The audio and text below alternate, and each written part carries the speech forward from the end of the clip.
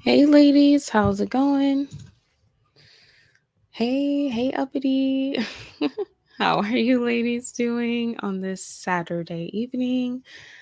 It is 6:50 where I'm at on the West Coast. So it's you should have had your dinner by this time. You should have your tea ready, brewed yourself some tea.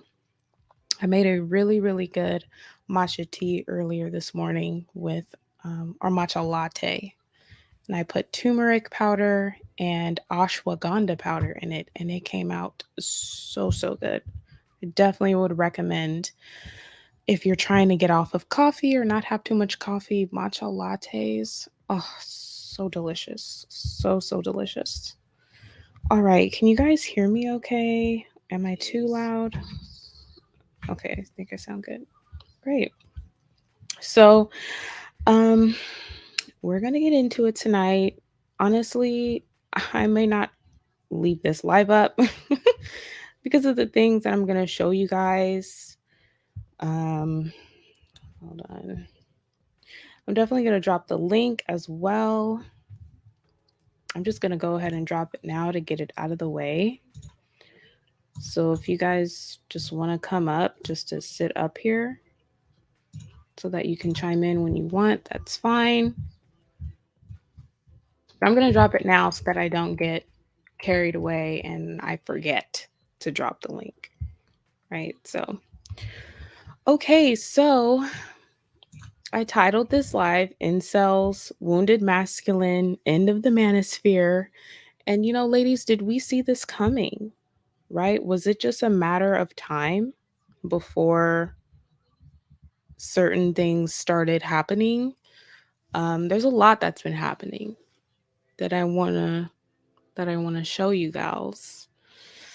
There's some articles that came out on my last live regarding women's voices in the media and why women's voices are never going to go silent, why women are never just the things we say and the things we do are um, never going to be disregarded. I talked about that in the last live and I touched on briefly incel violence, right?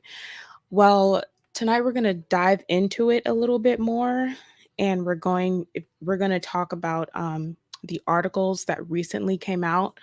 I did read the Secret Service report that they did on misogyny and incels and violence and behaviors coming from men who have so much vitriol for women.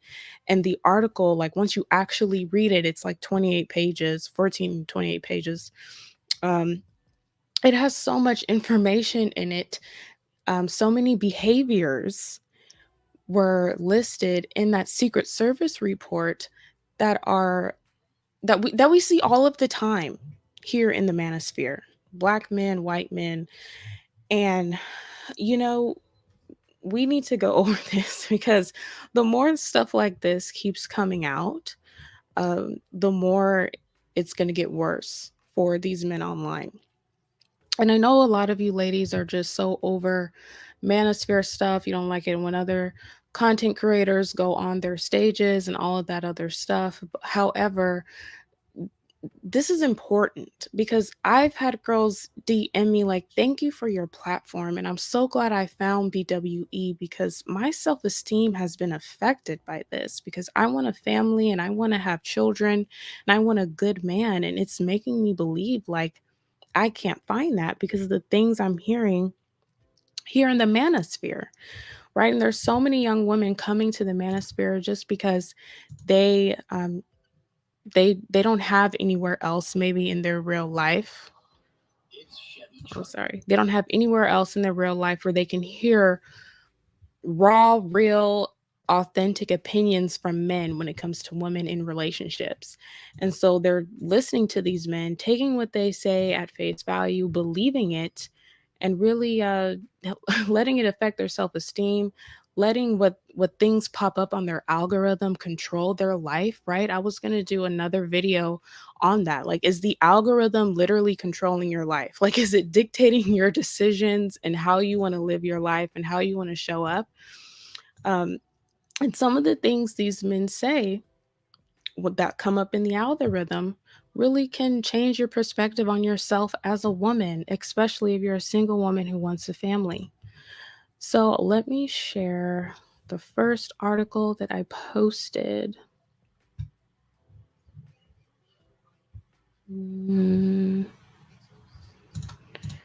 Okay, so I'm going to start off by showing you guys the articles and then we're going to like kind of briefly go over them. But then we're going to dive into the Secret Service report because I really want to show you guys the behaviors that they listed in there so that you ladies can further protect yourself and you know the talking points and the signs of a man who is possibly an incel and or misogynistic. Because according to this Secret Service report, oh, let me get this out of the way. According to this Secret Service report, whether he's an incel or not, it kind of didn't matter. Like if as I mean, we'll get into it when I open up the report, but just being an incel isn't enough. Like it's not the only thing that needs to happen for these men to now have a paper trail and a name after them. So this is from CBS News, and we know that CBS News is a major media network, right? So new Secret Service report details growing incel terrorism threat. This was just released 5 days ago. This is very much new. Oh, they actually have a video. It's released a study this. Can you guys hear this?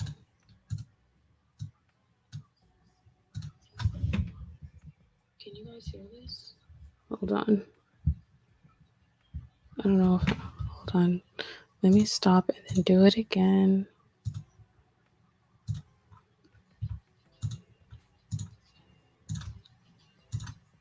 Okay. So let me go on mute so that there's no echo.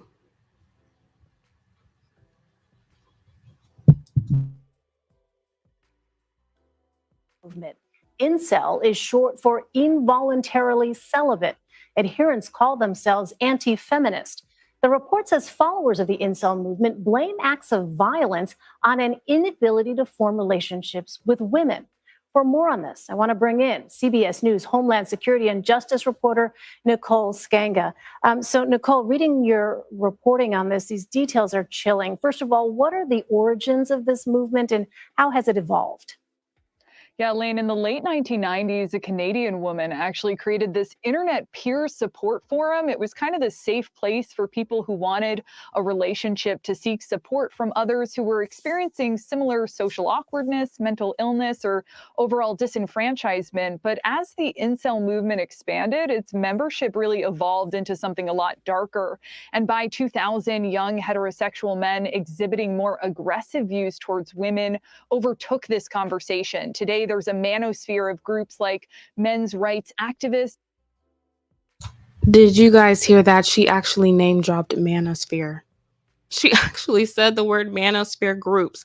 So she is reporting that manosphere groups are indeed the hub of incels, of disgruntled, angry men. And men going their own way. One example, Elaine, this week, a disturbing TikTok trend has boys and men joking about killing their romantic dates. We found dozens of eerie videos set to pop music, some on accounts with tens of thousands of dedicated views. I should note that CBS News has reached out to TikTok for more information. Really disturbing to hear those details, as I said. Nicole, since 2014, attacks inspired by the incel movement have left dozens dead in the US and Canada. What did the report reveal about the common thread among followers of this ideology? Yeah, Lane, the 26-page report by Secret Service took a deep dive into red flags predating a massacre at a hot yoga studio in Tallahassee, Florida, that left 2 people dead, 4 injured back in 2018. Before taking his own life, the attacker was fired from multiple teaching jobs, barred from apartment buildings, and he once authored an 81-page revenge fantasy about a boy turned serial killer. He was arrested 3 times for incidents of groping women in public, and his roommates called him Ted Bundy. His parents reported removing him from his niece's birthday party after he touched young girls. On the day of the shooting itself, he wrote in a final note that read in part, "If I can't find one decent female to live with, I will find many indecent females to die with."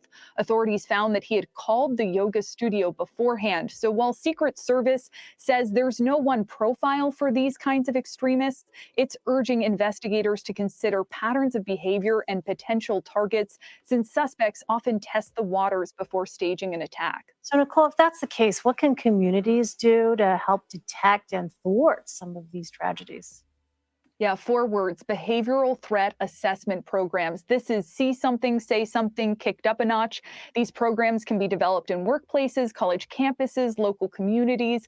Most programs rely on the public, and they are designed to detect and report early signs of a potentially dangerous person or situation. Elaine, they're not punitive, meaning they're intended to support those in distress before things escalate. Bottom line, if a person receives help sooner rather than later, they may be less likely to cause harm to themselves or others. It is an eye-opening report. Nicole Skangen. Nicole, thanks for sharing your reporting with us. Thank you.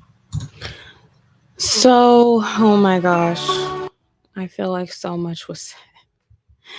So much was said. They have officially said in that news clip we just watched that the manosphere is a part of this. Okay, everyone's saying, "Oh, it's just incels. It's men in the manosphere. Some of them have families. Some of them have this and that. They're educated, right?" No, no, manosphere and MGTOW. And then she's saying that there was TikToks, so it's still going on. I know the Secret Service report profiled the guy who did the hot yoga studio incident, but she's talking about the fact that there's TikToks of men wanting to take out their romantic partners on on TikTok, young boys, right? So this is something that's alarming. The manosphere has gotten a lot of attention to the point where there's women in the manosphere, right? We call them pick me's and mammies. And I don't I don't think those ladies know really what they're advocating for and how deep the history of the manosphere goes and the crazy things that have been said about women in the manosphere. I'll never understand why there's female content creators in the manosphere. I'll never. But according to that clip, they're trying to have programs now set up in every single community, major cities, different kind of communities with different people to assess men's behavior. So I'm going to get into the report. The report talks about all of this, and it's a behavioral assessment, meaning if you are around a man, and this goes for men or women, if you are around a man who is showing weird behavior, he's very touchy, very flirty, like extra aggressively flirty, easily frustrated, very quiet, socially awkward, always looking at women, this is a type of person that you would want to probably report and make note of, because he probably could he needs to probably undergo a behavioral assessment for any type of misogynistic incel qualities about him, right? So, reading on with the article, early intervention and behavioral threat assessments could be the difference between life and death for women targeted by the growing ideology, according to the 26-page report. The report concluded that while there is no one profile of an individual who plans or executes an act of targeted violence, investigators must consider potential targets when seeking to thwart attacks, as suspects routinely explore multiple targets during the planning process before making their final selection. So, US Secret Service, National Threat Assessment Center. So, let me tell you guys why, first of all, the Secret Service is even involved in this. Because everyone thinks the Secret Service is just to protect the president, of course, obviously, but it's also to evaluate threats of any kind that could lead to the president, or just anything. Like, the Secret Service also does other stuff. They do investigations along with FBI, CIA, whatever. They're really good at finding threats and being on the lookout. And then they get FBI and CIA involved and agents to actually go in the ground and do the work and things like that. But that's what the US Secret Service does, other than just protect the president.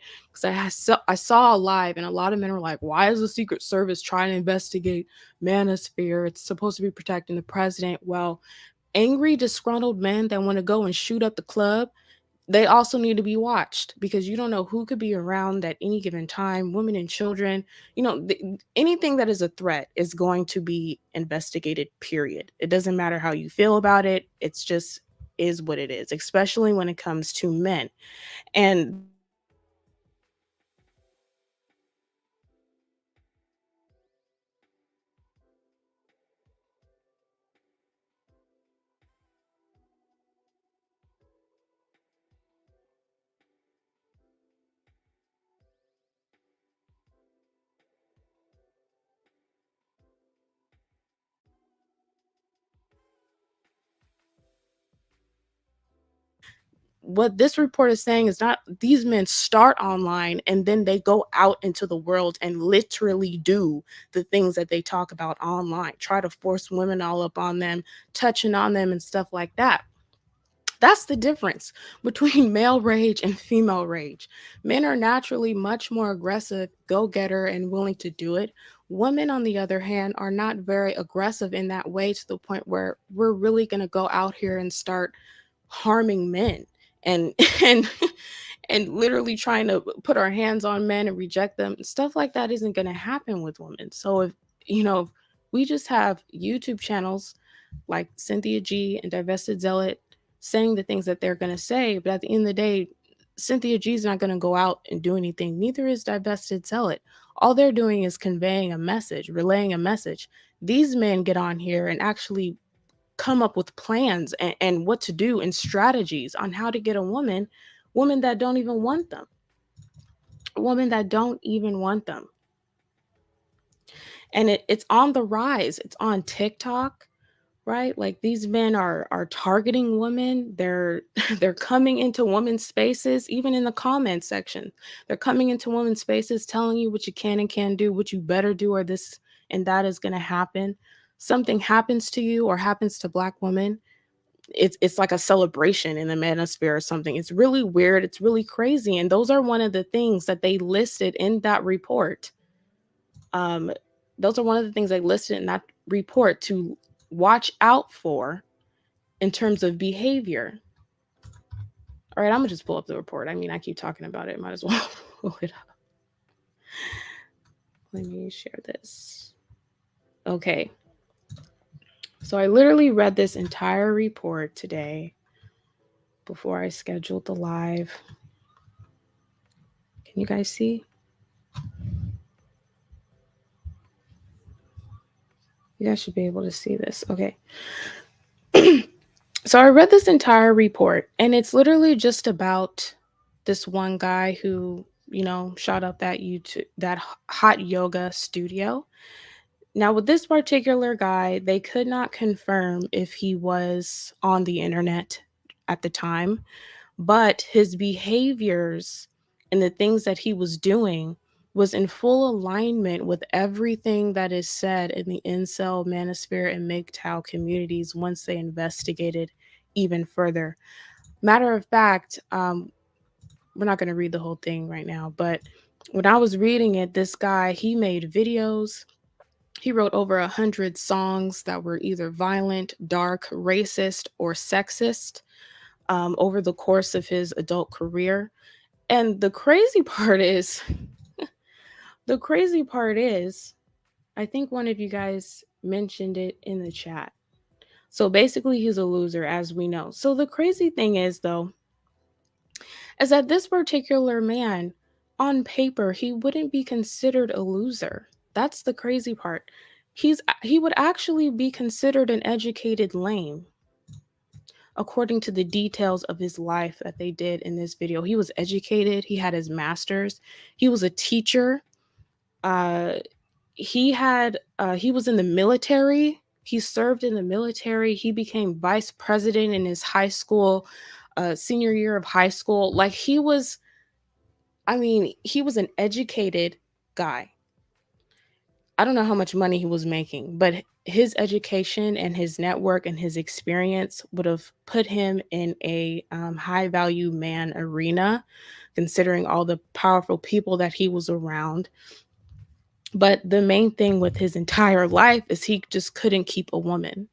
He Woman wasn't sleeping with him at all, and he couldn't keep one, and he was always getting dumped, and he had been single for years. He was jealous of men that were actually desirable to women outside of physical qualities. He was jealous of them, and so he would write about them in his manifestos. And this is what the Secret Service is saying you need to look out for in a man. This is what they're saying you need to look out for. So this chart is the behavioral threat assessment themes in the attacker's background. So this is what they found in this man's background, but they listed it here for you to look out for as well when you meet a man. So you have to pay attention to the motives concerning and threatening communications, how he is talking to people. Is he making threats? Is he making very concerning comments surrounding violence, concerning online content? What is he watching on the internet? When you meet a guy, you flat out ask him, what does he do in his spare time? What does he look at online? Right? Is he stressed? Mental health history. This particular attacker with the hot yoga studio, he took anxiety pills. He had he was always going to therapy. He actually started canceling his therapy sessions once he was about to make his attack in like the final 2 weeks before he made the attack. But he had a long history of therapy sessions, elicited concern in others. So his friendships and his network, his family. This guy's family felt uncomfortable with him in the house. His friends, I think it was his brother's wife, called the cops on him because this guy would go over his brother's house and watch his wife sleep in the middle of the night. He was doing all of these things, guys, but he was considered this high value guy with his masters and did good in the service and was in school. He was a university assistant teacher and was a substitute teacher in middle school. Like they had this like there's so many times this guy could have been put away, but they kept putting him around young girls. He was inappropriate towards young girls. They kept putting him around a lot of women. And I think this is what they're reporting was the mistake. They didn't have a behavioral assessment system back then. So this is the first case study that made them want to start having one to prevent this in the future. Right? Interpersonal difficulties, blaming others. How many men do we see in the manosphere literally create broadcasts and live shows strictly off of blaming women? Men in the comments always blaming women. My simp, my simp and alpha video, the guy that left me that comment, he literally blamed women for everything. No kind of accountability. Intense slash escalating anger, interest in violence, men telling you should get taken out by Brad, homicidal ideations, beliefs and fixations, harassment. All these guys constantly coming to BWE spaces saying the same thing over and over and over. History of him being bullied by other men, financial instability, he broke. Number one sign for me, a broke look, the broke men, I'm not trying to be judgmental now, but the broke men, they you got to watch out for them. The men who are still trying to get themselves together. Failed life aspirations. What was his overall goals? Did he ever even accomplish that? Lack of consequences. Doing things and he ain't got nothing to lose. Target related behaviors. Attack planning and then his final acts. Those are all the things and the behaviors they found in this man that led this man to do what he did at that hot yoga studio, that they're now putting out a report and basing their assessment off of. And now at the bottom here, it says, however, some of these things are legal according to the Constitution, right? We have freedom of speech, we have the right to bear arms, we have all these other things. However, that doesn't mean when you do those things, when you post whatever the heck you want online, that doesn't mean you won't get investigated. That doesn't mean that people can't report you for the things you're posting online. You still can't get doxxed and reported. So, what they're saying at the bottom here is post what you want, but you still can get a reputation and get in trouble for it. It's not a pass just because it's a part of your constitutional rights.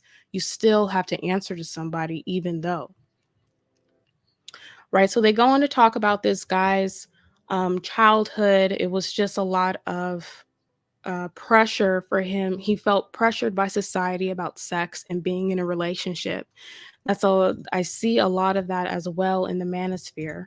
From early adolescence and into his teen years, SB, who was the man who did the incident, had limited friendships and no romantic relationships. Ladies, I have said this before. If you meet a guy and you ask about his relationship history and there's not a lot and he's older, I would say, because I've met guys that are about 30 to 35 and have told me they haven't had a relationship in over 6 years.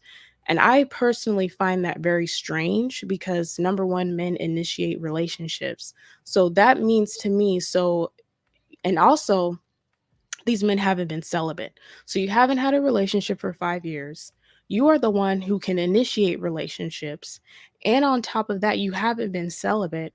So you've been out here screwing girls for 5 years, dumping them, they're dumping you for 5 plus years. One guy I met was 29 years old and he hadn't had a relationship in 8 years.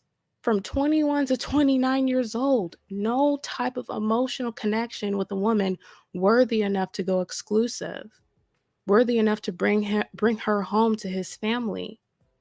Like that is stuff like that, guys. That's a really big red flag. And yes, it's different for men than women. It's different for a woman who's been single for a long time versus a man. Men initiate the relationship. So if he's choosing to mess with all these women and not give any type of exclusivity, not you know, emphasize the connection to the point where he wants to show her off and bring her around and really work towards something, that is a problem. That says a lot about his emotional state, his emotional maturity. It obviously means he hasn't even been exercising his emotions romantically. He's probably more so been exercising his physical instead, which is why it's easy for those type of guys to be closed off, to be something that they're not, to lie, to deceive you. So that is one of the signs too. Limited friendships and no romantic relationships. Big sign for these men and why they have such vitriol towards women. He goes on to talk about him some more. So he wanted to originally be a screenplay writer, and he wrote this 70,000 word, 81-page novella titled Rejected Youth, which he wrote the summer before his senior year of high school. And it was a revenge fantasy about a middle school boy turned serial killer who hated his female classmates who had shunned and humiliated him. In the story, the main characters criticizes the girl's appearance, mocks their boyfriend. So he has jealousy of other guys who are able to get a woman and keep one, and becomes enraged by the girl's lack of respect for him, right? Because women do not just respect you because you have a penis. They respect you based off of who you are, what you do. There's other qualities that have to go into it. I mean, obviously, we all have a basic general respect for each other as human beings, but that type of respect that make men feel like men, you don't just get entitled to that. Just like women don't just get entitled to fancy gifts, roses, and all that stuff just because we're women. It's kind of the same thing.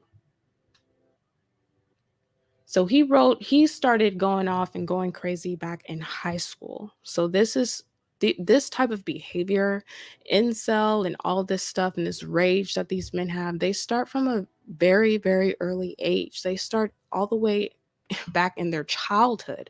It's not just something they wake up the next day and get into the manosphere and they're like obsessed with everything going on. Like, in order for these men to relate to this type of content, they need to have a history of experiences to align with it as well. So his high school, he was a guy that didn't get picked. Moving on to college, he worked at an insurance call center but was fired for harassing coworkers. So it just goes on to talk about his adult life and how he had multiple encounters with people that were unpleasant, multiple encounters where people thought he was weird. He was getting fired left and right. He had applied for 55 jobs and he wasn't getting hired anywhere.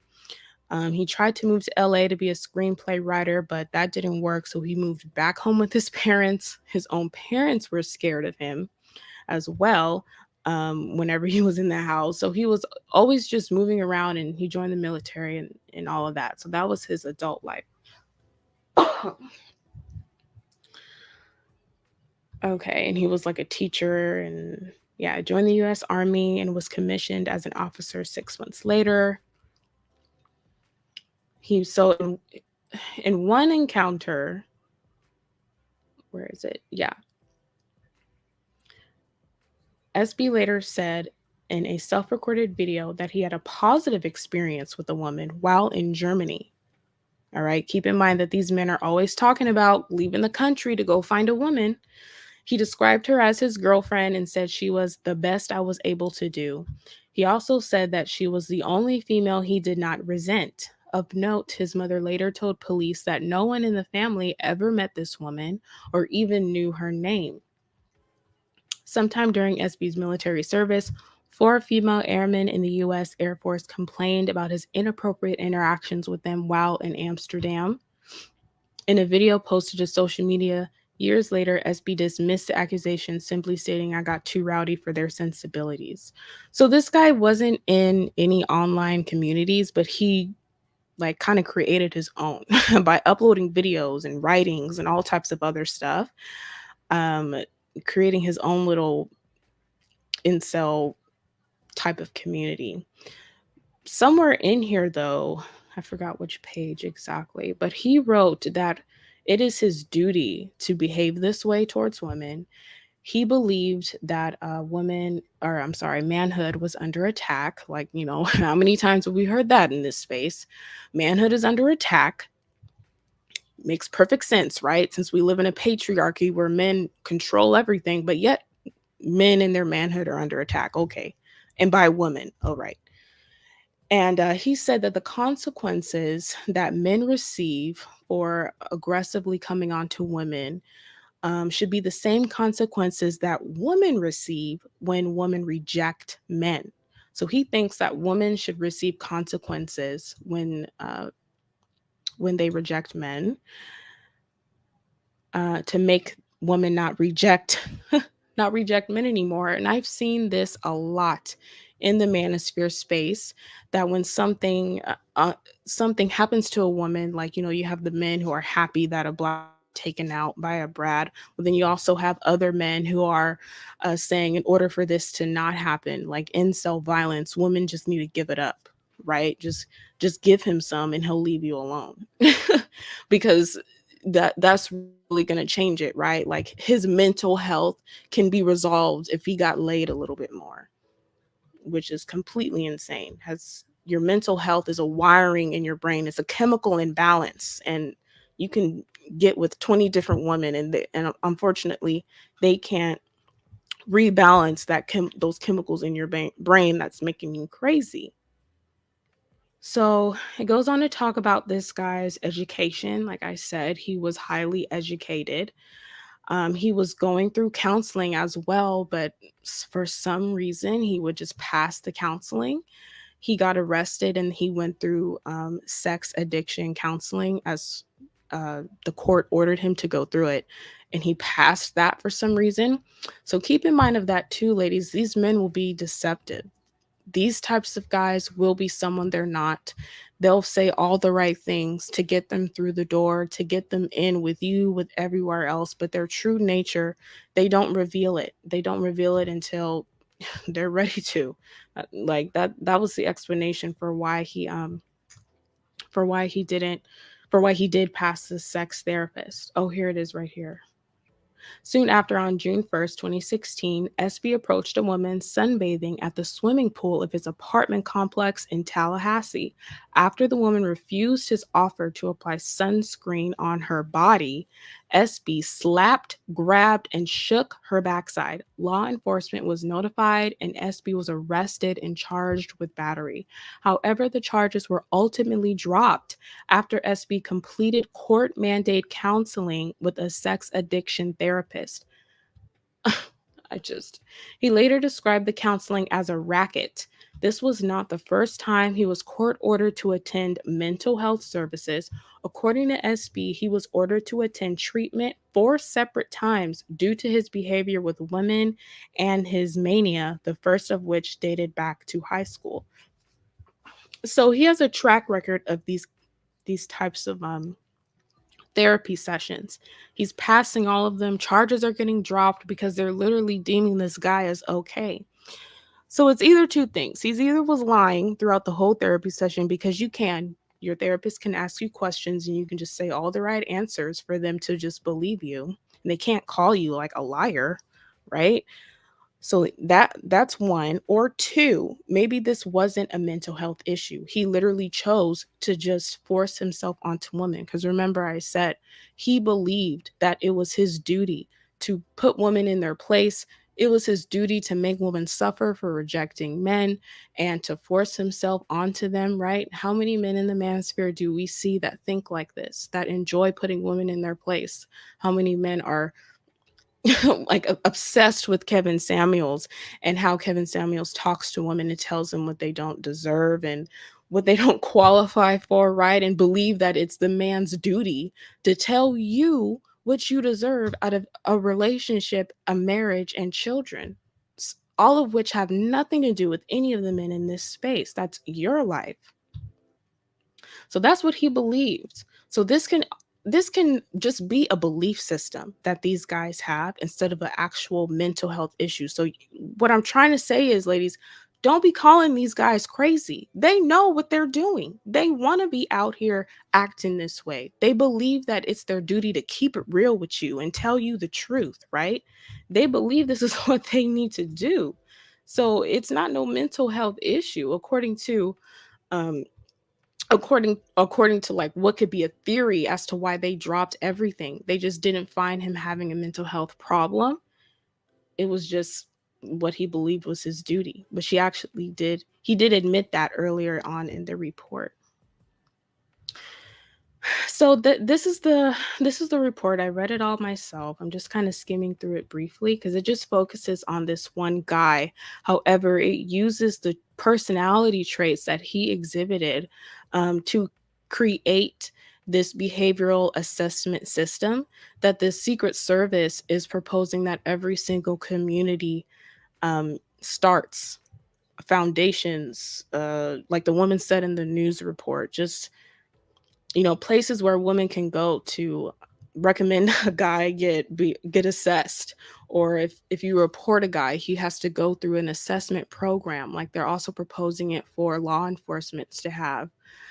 So this is, that's what the Secret Service did this whole report for in general, to acknowledge the behaviors way before it gets to point where the man is ready to actually commit some kind of violence.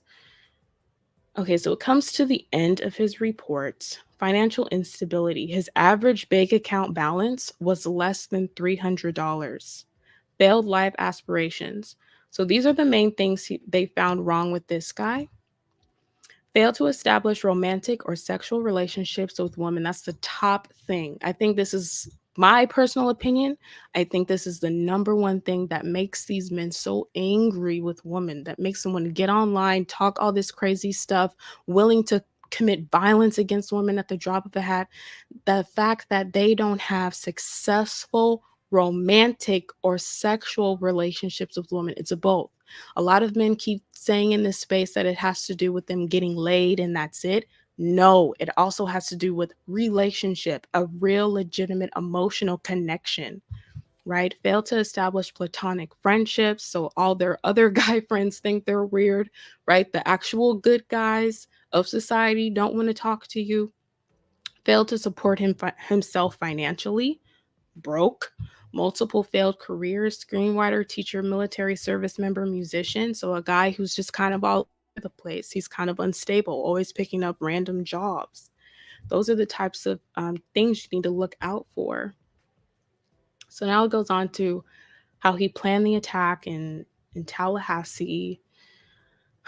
Um, Here are the planning behaviors that kind of solidified um, that he was going to actually attack. So, online research, traveled to the target, contacted the target by the phone. So, he called the yoga studio, he got his weapons, he got maps, made hotel reservations, purchased supplies. He canceled his psychiatric appointments, wrote messages, called friends, texted roommate. Like, he made like his final goodbyes type of thing. And then it goes on to talk about his attack.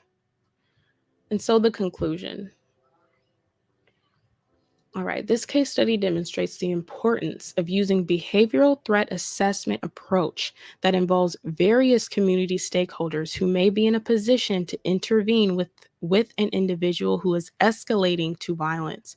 A superficial look at SB's personal history reveals an individual who pursued higher education, served in the military, and held highly regarded professional positions of trust. So the very men that a lot of guys in this space want you ladies to choose, who are double educated, who have who look good on paper, right? But for somehow they're all just still single. That's a little strange. Like, if you really are all that, if you really are a catch, you would have been caught. You would have been caught. You wouldn't be out here a whole man making six figures and you claim that you want a family, you claim you want kids. However, you just can't find a decent woman with the network you have and the access to the type of people you have around you. Your friends are all booed up, right? Like, your colleagues are all booed up, but somehow there's just something with you and something wrong with the woman. Like, something ain't right. Something is not right. However, a more complete and multidisciplinary assessment reveals objectively concerning behavior that continued for decades. At times, SB's behavior elicited concern from parents, siblings, friends, roommates, coworkers, workplace managers, school officials, yada yada.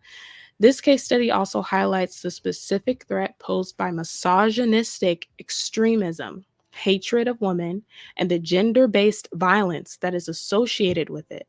Requires increased attention from everyone with a role in public safety.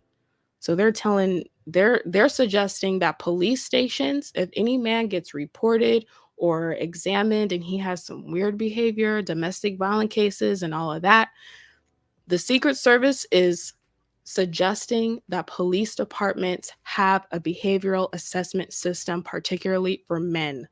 Particularly for men. Regardless of whether an individual self affixes a label to their extremist beliefs, such as incel or anti feminist, the individual's behavior should remain the primary focus. So, this report is saying that it doesn't matter if you claim to be MGTOW, incel, red pill, you can claim to not believe in any of that. But if your behaviors and the things that you say are in alignment with those groups, you're still under the radar. Like they're still going to check for you. It doesn't matter if you don't claim these labels or not. In this case, SB's misogynistic views and associated behavior resulted in him being fired from multiple jobs, being banned from public locations, and being arrested. When conducting a behavioral threat assessment involving an individual who has elicited concern and subscribes to an extreme belief system, the investigation should not be limited to the ideology itself. NTAC research has shown that attackers' motives are often multifaceted. Beyond ideology, other personal elements also contribute to behaviors of concern, including desperation or despair, a need for belonging or connection with others, and a desire for attention or notoriety. Investigators should attempt to identify the origin and development of this ideology, which may help in assessing what the individual would hope to achieve through violence. Also, note that the decision to carry out a violent act may occur well before a specific target is selected. As demonstrated in this case study by SB researching yoga studios and cheerleading camps, an individual plotting an attack may explore multiple targets during the planning process before making their final selection. When seeking to prevent violent acts from coming to fruition, investigators must consider any potential targets that may achieve the plotter's intended goals and desired outcomes. Finally, NTAC research has shown that there is no one profile of an individual who plans or executes an act of targeted violence. Attackers vary in age, race, sex, education level, employment history, and other characteristics. I'm glad they put this in there because I've been seeing a lot of Black men say, oh, this is a white man issue. The white manosphere is about this. Nope. They're saying this applies really to everyone. This applies to men of all races. They're saying regardless of sex. So they're saying that, hey, this can apply to women too. However, women show less of a history of committing this type of violence because of the things they're posting online. Male rage and female rage are completely different. They're not the same. They never been the same. They never will be the same. No matter how many Cynthia G's and divested zealots that come out, it will never be the same as for the men. So it doesn't matter your race. Y'all men are talking about this is a white man issue. No, this is an all men issue. This is an all men issue. It includes all of y'all. Although every act of targeted violence may not be prevented, the risk of future tragedies can be reduced if the appropriate systems are in place to identify the warning signs, gather information to assess the risk of violence, and apply the appropriate community resources. So that's the end of the study. So the Secret Service is proposing that anywhere there's public safety initiatives, police departments, that there should be a behavioral assessment program where men could be assessed who are just exhibiting strange behavior around their peers, around other women who keep reporting them time and time again. So if a paper trail gets created against these guys, they have to go through an assessment program and consistently receive help in the event that they meet the assessment requirements, meaning they get deemed as a threat. They'll now be written down as a threat, and they'll have to go through programs and get consistent help or consistent, meetups with a counselor. I don't even know what they would do, but you would be written down as a threat, these men. So these men that want to go online, talk all the stuff they want to talk about women behind their avatars and their pictures, one thing for sure is you can't hide nothing from the government, child. Okay, they can track your IP address, they can expose your whole life. They have that power to do so. If you're connected to an internet, nothing you do is kept in secret. Nothing you do is kept in secret at all. So if you're living a whole double life, you're saying something online, but your life is completely opposite, you will get discovered, especially if you're considered a threat. Especially if you're considered a threat. And I know this report is saying everyone qualifies for this, but they are going to emphasize the men because the men are the only ones actually going out shooting up places. Women are not. Women aren't. So SB's concerning behaviors, self-described misogynist. Notice they said self-described. So he didn't claim it, but it was his actions. Aggrieved by his inability to obtain a relationship or sex with women, openly admired Hitler and Aryan nations. He was also a racist. Other members of online social networks referred to him as a Nazi. School district personnel recommended he not be hired for teaching positions. The fact that I don't even know why he would. Yeah, that's crazy to have a man like this teaching your kids. That's insane. So, banned from local bars. Parents slept with their door locked. His own parents, y'all.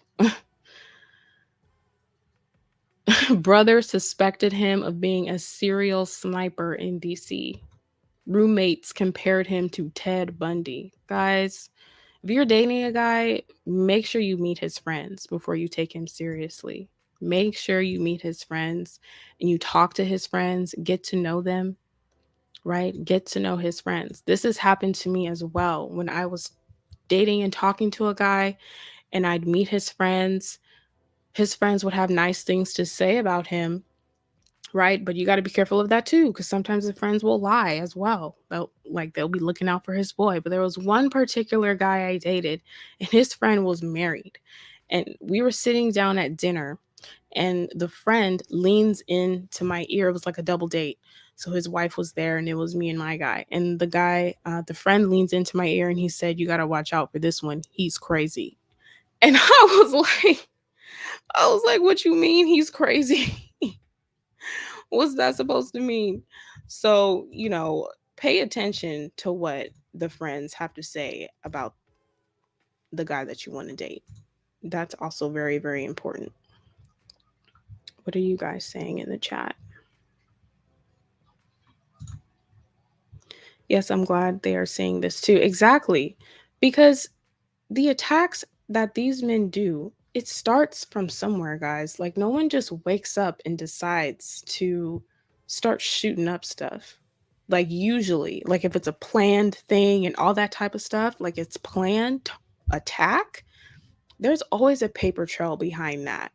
Always. And you, as a woman, need to stay up to date on this. If you're single and dating, you have got to notice the signs way early. This is part of vetting. This is a part of the vetting process. Knowing what not only do you have to look up what abusers look like, but you also have to look up what men who just dislike women look like and what they sound like. That's so important as well. Because I've met men that I wouldn't call them abusive that I know of, but I would definitely see that they have some kind of weird vitriol and bias towards women that don't do what men want them to do. Like, there's no grace, there's no mercy towards women. It's always on the man's side no matter what. And that's where all these male advocates come in, right? Like, there's a lot of men in the manosphere that proudly say this is a male advocacy channel.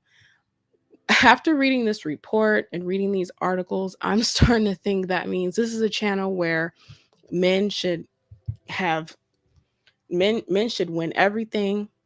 Men should have the cake and eat it too. If the woman is complaining about something, if she's saying there's a problem, it's not really a problem. And they're going to try to like extrapolate something with your story or with what you proclaim to be an issue. They're going to try to extrapolate something to gaslight you and make you say, "Oh no, that's not a big deal." Who does that a lot? Kevin Samuels does that a lot on his show. Women will say, "Oh, I left him, he was abusive or whatever," and he will say, "Okay, but did you this, did you report it, did you this and that?" He'll ask all these questions to literally try to debunk her trauma and debunk her abuse and say, "See, I knew this was," like, just all that weird stuff. Like, that's male advocacy. Male advocacy is allowing men to literally come up on you to the point where they're abusing you, beating on you, and for somehow, some way, it's your fault that that happened. Even with the Tommy Sotomayor and the Fresh and Fit thing with that young black woman, and he was like stepped up to her to like beat on her. Like, so many men thought that was not a problem. Like, they literally think that this grown man who's 50 something years old, it was okay for him to step up to that young girl with his big self. Like, that's what male advocacy looks like. That, and it's dangerous. It's so dangerous. So I have the link, ladies, if anyone wants to call in. There is a little bit more I want to show you, but yeah, guys, the Secret Service, the government in general, they are dedicated. I said in my community tab, they are dedicated to exposing the derelicts of society. All right. They're going to continue to do it by any means necessary. It's not going to end. I don't know why these delusional men come online and think that their voices are finally being heard just cuz they're on YouTube, and then believe that there's some kind of laws or something that's going to be put in place to favor them. That doesn't make any sense, and that's never going to happen. Ever. There has never been, men have never been oppressed in a patriarchal society. That's never happened. So if you as a man feel oppressed, if you as a man believe that you are not being heard, it's not that it's because of women, it's because you're not competing. We live in a capitalist society. In order for men to be heard and seen the way every man wants to be, you have to compete, and you compete against other men. I'm really getting tired of a lot of these black men competing against black women, and only when it comes to marriage, marriage rates and desirability numbers. Which, how can you even quantify desirability other than what, dating apps? And black men were the least responded to of all men on the dating apps. They weren't the first responded to, white men were, right? So wow, it's finally coming out. So basically, long overdue for this knowledge. Yeah, it is very much so long overdue.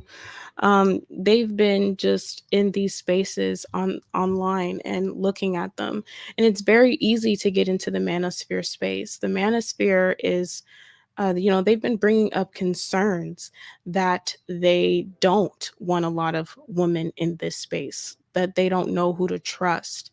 And you know what? Hey, this is why, because they're getting reported as a group of men that needs to be assessed in terms of their mental health, their behavior, as to why they have these spaces talking about the things that they talk about when it comes to women.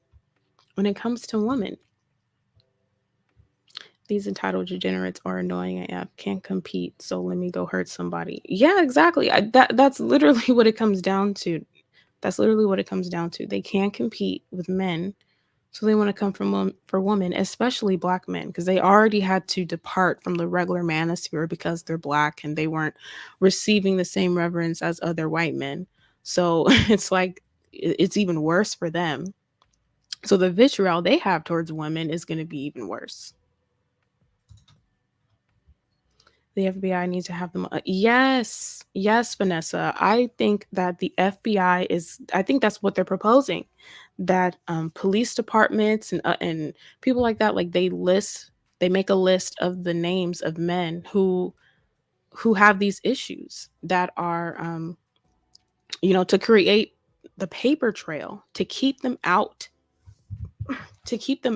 of getting into power in society, right? Because one thing the government ain't going to play with is the power structures. The government is not going to play with their power structure, okay? They're not going to elect men who are disgruntled, bitter, can't keep a relationship to save their life as the CEO and as the as the governor and as all the they're not trying to do that. So they're creating all of these paper trails.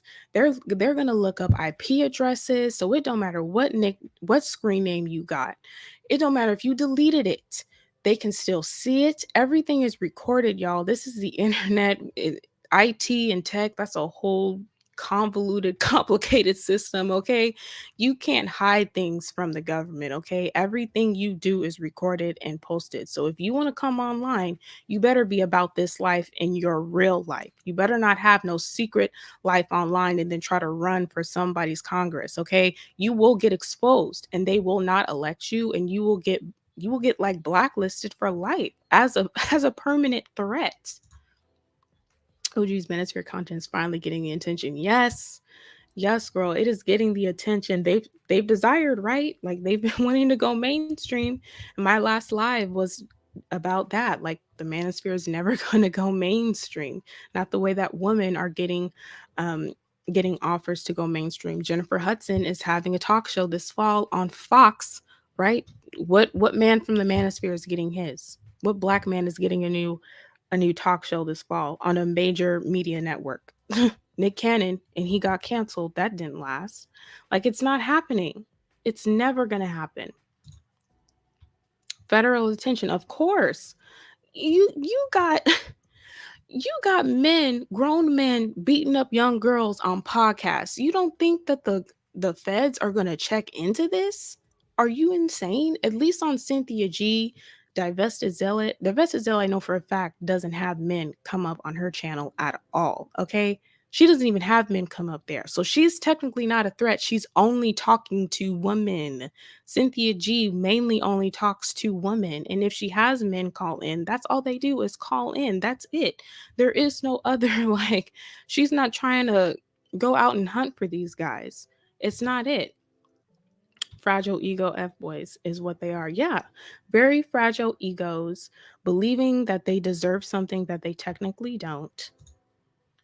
I feel like you don't need to be on the internet to know about how manosphere function and how incels react. I'm going to school with people like this for social media. Exactly. You really don't. And that's what that's what the report was touching on, is the fact that the man that they're talking about in the report, he wasn't on any kind of manosphere clubs and groups. He was doing his own thing, child, and his behaviors resembled the exact same behaviors that are in the manosphere, that are MGTOW and red pill, like that lady said in the news clip that I played. Like some of these men, no, they don't have to be online. They don't have to label as an incel. Their behaviors say it all. That's it. These men are striving for women they don't qualify for. Exactly. Exactly, uppity. That's the problem. It's I don't believe it, and you ladies shouldn't believe it either when men say there's not enough wives and all this other stuff. There are enough wives. There are enough women who are more than qualified to not only be a wife but to maintain a household. These men just don't want them. It's equivalent to the men all crushing on the same popular hot cheerleader girl in school, but the quiet nerdy girl who goes to choir practice and play rehearsal, she doesn't get any attention because all the guys want the same girl. But the quiet girl is just as available and could probably make a great partner in a relationship, a great girlfriend, but hey, they don't want her. They're choose like I made my life a few weeks ago on men choosing Jezebels over wives. That's the reason why they're single. They're choosing women they don't qualify for, and especially women that don't even want a relationship. Like the whole manosphere, when they have criticisms for women and the things that they say, I'm just like, the type of women y'all talk about are not women who even care to be a wife. Like, if these girls are more focused on making money, traveling, and excelling in their career, and they're saying that's what they would rather do, and they're not thinking about a husband, they're not thinking about kids, believe them. They don't want to be a wife. They don't. But there's still plenty of women who do, but y'all don't want to pay attention to them, right? Like we've said before, these men are not paying attention to all the pick me's that want them. They're paying attention to literally the woman that claims single and don't want a relationship. They're trying to like shame them and fearmonger them into being with them, being with the men.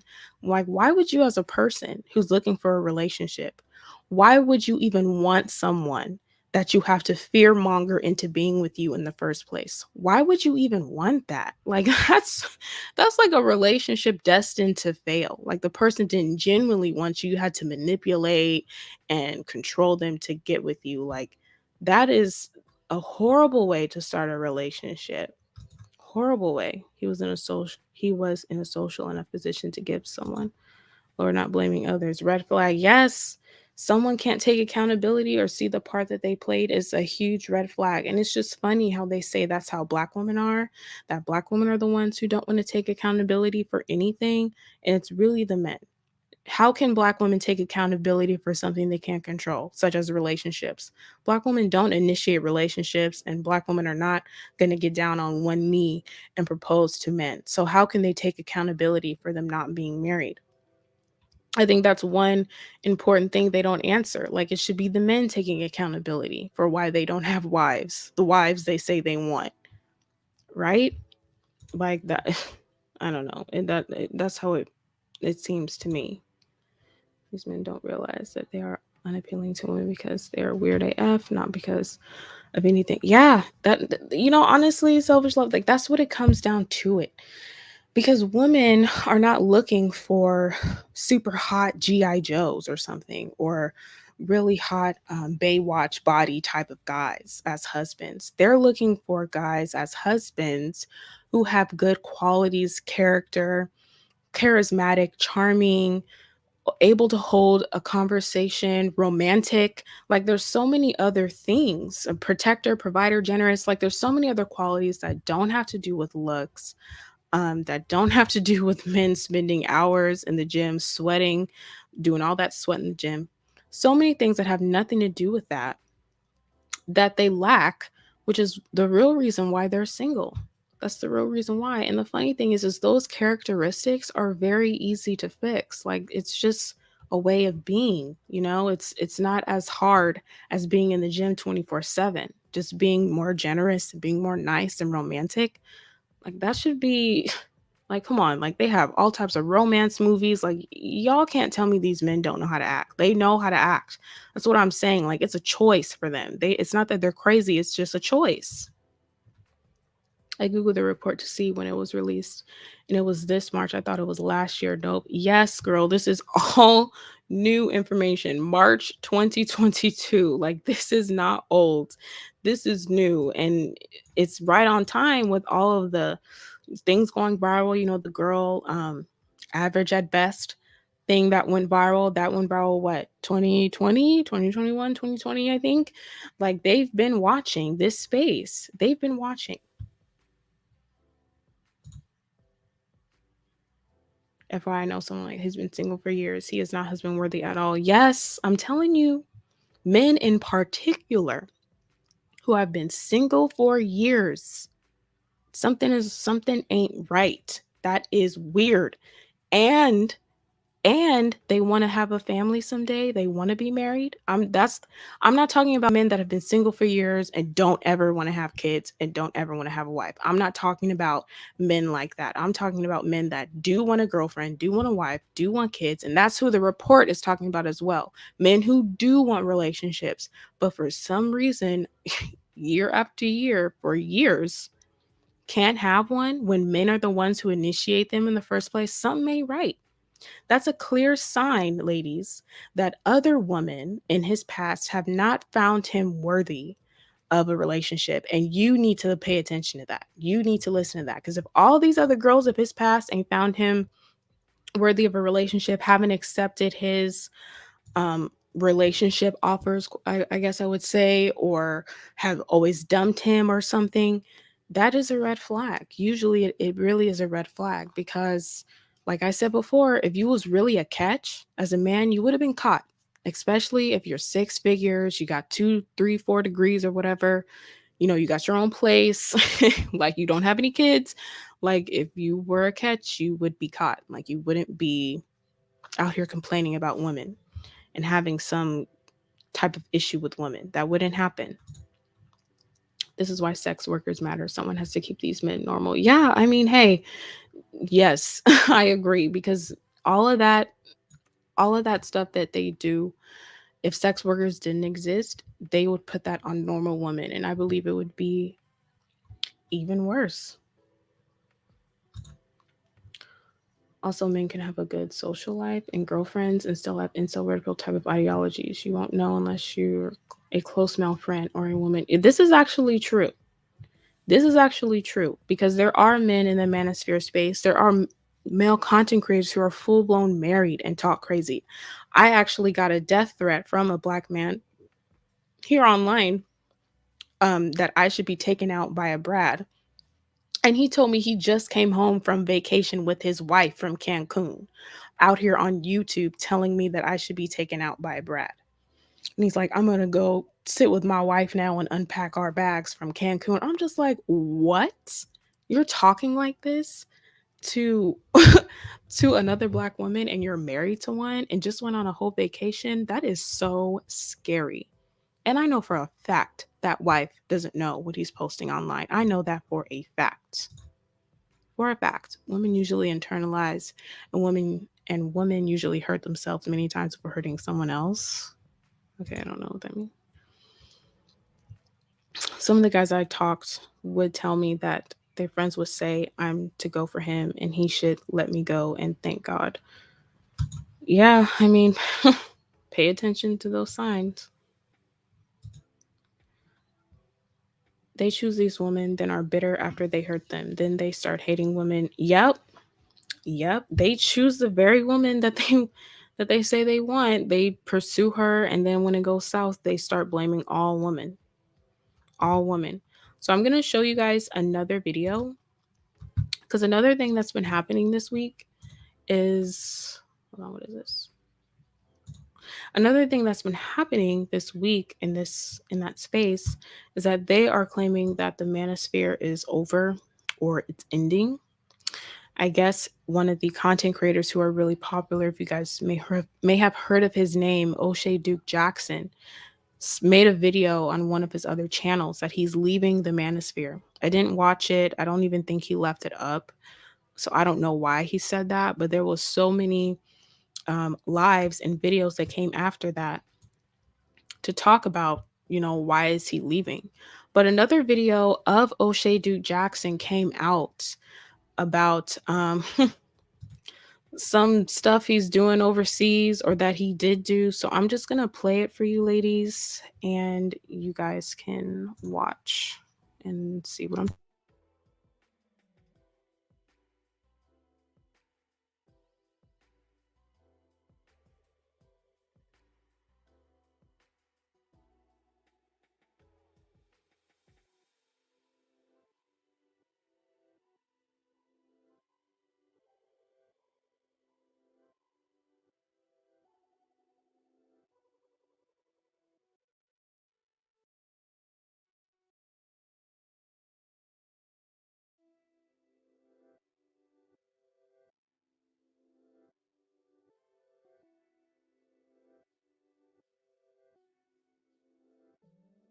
So I wanted to just play that little clip. I found it on another guy's channel. I couldn't find the original video and I didn't care to like look it up. But a lot of men in the manosphere and this particular YouTuber, he was saying that O'Shea Duke Jackson is doing some sex trafficking in Uganda. And by him telling that Ugandan young girl, who no one even knows how old she is, by telling her that she is going to help him recruit Ugandan girls for Black American men. The men in the manosphere were saying that this is a form of human trafficking, sex trafficking, him being some kind of a pimp, right? Because the men are always talking about how they want to have a woman from the East overseas, but these men, the average Black man does not have money to go all the way out of the country to find a wife, right? And he is trying to convince the Ugandan girl to bring these girls to the US for these men. So this kind of led to the conversation like, is the manosphere over? Has it gone too far? With the Secret Service report coming out, with this video of O'Shea Duke Jackson coming on. And then there were a few other lives where the men talked about the Secret Service report. And there was a live I watched today, just for a few minutes, where the guy was saying, how can we better improve the manosphere, and how can we let's try to expand the manosphere into the metaverse. Yes, y'all, they was talking about having the Black manosphere get onto the metaverse. Like, what the heck? And he was saying how, there's no real leadership in the manosphere. All these people are coming in and exposing us and how we feel. And then you have videos like that, like this coming out, right? So there was some men. So apparently this guy who uploaded it and played it on his channel, I don't know if I can say he has a problem with O'Shea Duke Jackson, but he thought the situation himself was weird. But then when I was watching more of the lives, there were men coming on there defending this, saying like, "Oh, you can't confirm it's sex trafficking or pimping. He's just trying to hook brothers up with some Ugandan woman." And then they were complaining in general how African men have a problem with Black American men taking their woman, but yet have no problem when white or Chinese men come in there and take their woman. So the Black men was salty about that, right? So the manosphere is like, did we see this coming? That's all I want to ask. Did we see this coming? Is this the end? Because all these things are getting reported. These men, these content creators, especially, who actually reveal themselves and talk about their life and give their viewpoints, they are probably going to be watched by the Secret Service and by other behavior assessment programs that get established in the future. Kevin Samuels is definitely going to be the first person that they keep a watch out for, especially considering the facts that Kevin Samuels has been divorced twice, that he's had to pay child support.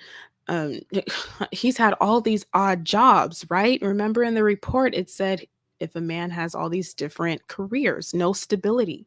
Kevin Samuel's always talking about he was a salesman, he worked in the mall, he worked in corporate sales, all these different things he says he did. His degree is in this. Ah, girl, I don't even know. like, like all of these things that Kevin Samuels has already revealed himself. I'm not even a professional and I'm not saying I have the range, but after if you just watch him, you can tell that he meets a lot of the requirements on that report, on that behavioral assessment they gave for blaming women, right? Never having a successful relationship with a woman. He's a divorcee. Who knows if he's in a relationship now? Either way, it's unsuccessful. And this is particularly for the men. The men are the most likely to be violent versus a woman who has experienced the same things. Even though there are women who are divorced, there are women who haven't been in a relationship for years and also have all these types of odd jobs. However, they are the least likely to commit violent crimes, though. They're the least likely to commit violent crimes. I can't with especially with getting women and having sex. Don't they have other interests or hobbies? They just seem so hypersexual. Yes. Yes. They don't have anything else to do, y'all. The fact that O'Shea Duke Jackson literally sat down with this young Ugandan girl. She looks young, okay, guys? Like she doesn't look like she's even of age. Who knows? I can't confirm, but she looks very young. She definitely looks naive, right? She doesn't even know what she's talking about. She's like, "What?" Like when he tells her, "You're gonna come and help me recruit Ugandan girls." She's like, "Huh? What do you mean?" Like she doesn't even understand what he's talking about.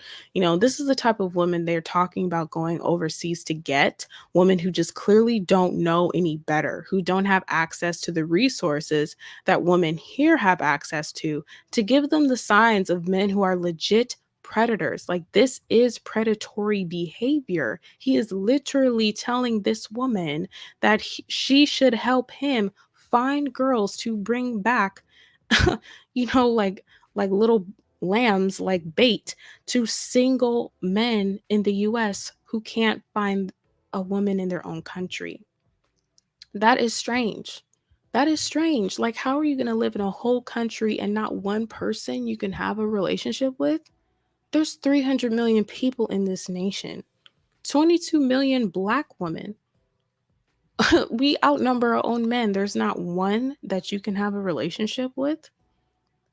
Like, I don't believe that. Like I said, they're overlooking the women who actually have the personality traits for a relationship. And instead, they're paying attention to the big booty, BBL, get to the bag girls who have the right to live the life that they want to live, but they get mad when those women don't want to be their little Betty Crocker. All right.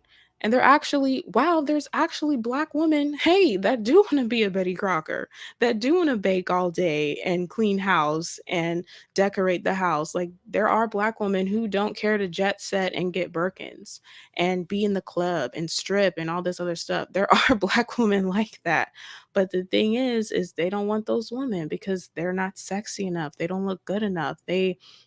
They're not interesting. Whatever the excuses, they're boring.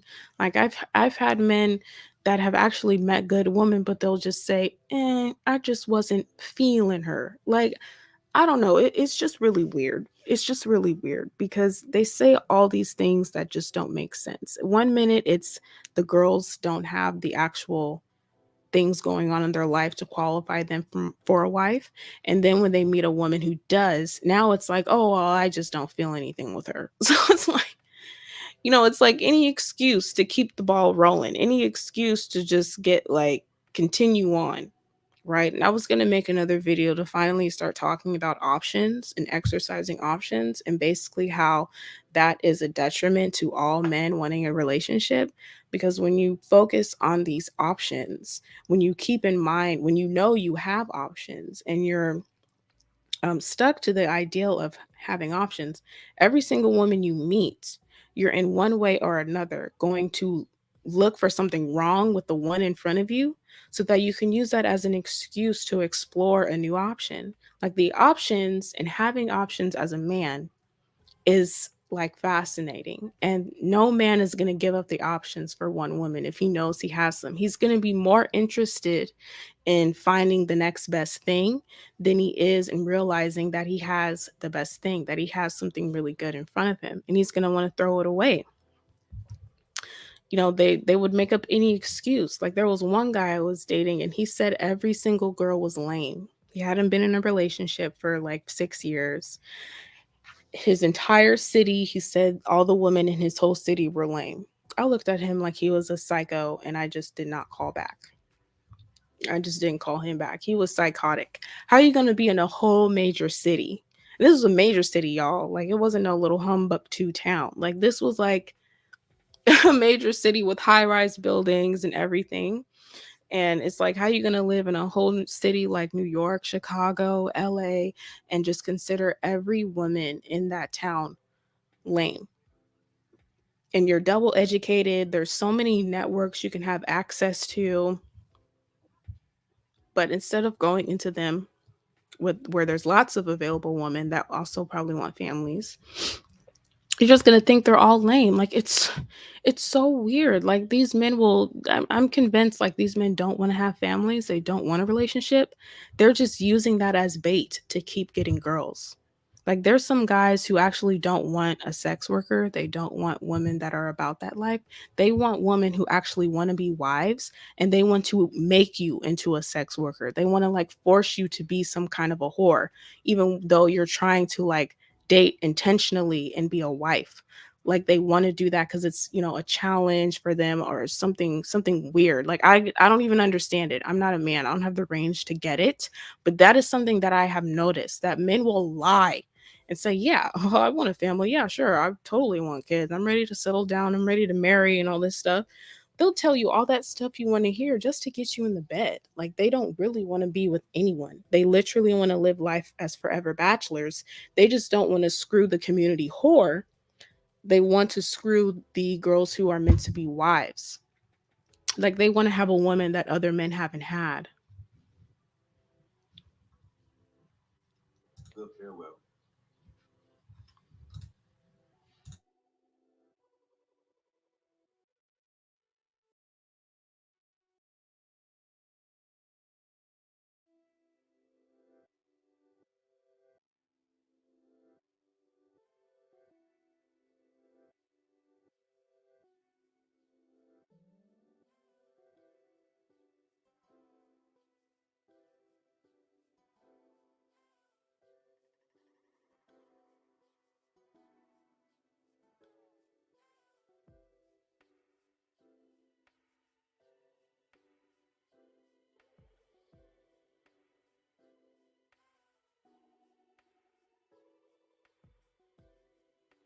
So the Ugandan girl doesn't even know what he's talking about. She's like, "What?